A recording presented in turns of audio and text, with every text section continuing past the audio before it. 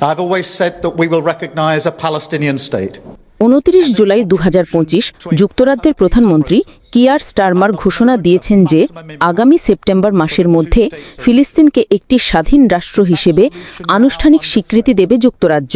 যদি ইসরায়েল গাজায় স্থায়ী যুদ্ধবিরতি মানবিক সহায়তা এবং দুই রাষ্ট্রভিত্তিক আলোচনায় বাধা না দেয় প্রধানমন্ত্রী স্টারমার বলেন ফিলিস্তিনি জনগণের রাষ্ট্রীয় স্বীকৃতি কোনো দয়া নয় এটি তাদের অগ্রহণযোগ্য অধিকার আমরা এখন সেই সময়ে দাঁড়িয়ে আছি যখন এই স্বীকৃতি দেওয়া জরুরি হয়ে পড়েছে তিনি জানান যদি ইসরায়েল গাজায় স্থায়ী যুদ্ধবিরতি ঘোষণা প্রতিদিন 500 ত্রাণবাহী ট্রাক প্রবেশের অনুমতি ও গাজায় অবিলম্বে সেনা অভিযান বন্ধ করে একটি স্থায়ী যুদ্ধবিরতি গঠন করতে হবে এবং পশ্চিম তীরে অবৈধ বসতি স্থাপন বন্ধে অগ্রগতি না করে তাহলে সেপ্টেম্বরের আগেই যুক্তরাজ্য একতরফাভাবে ফিলিস্তিন রাষ্ট্রকে স্বীকৃতি দেবে যুক্তরাজ্য বিশ্বাস করে ফিলিস্তিনকে স্বীকৃতি দেওয়া দ্বিরাষ্ট্র সমাধানের পথ প্রশস্ত করবে তিনি হুমকি দিয়েছেন আমরা সেপ্টেম্বরের আগে একটি মূল্যায়ন করব দেখব উভয় পক্ষ এই শর্তগুলো পূরণে কতদূর এগিয়েছে কোনো পক্ষের অথবা অনিচ্ছার ওপর রেকগনিশনের ক্ষেত্রে কোনো ভেটো থাকবে না পরবর্তী নিউজ আপডেট পেতে আমাদের চ্যানেলটিকে সাবস্ক্রাইব করে পাশে থাকুন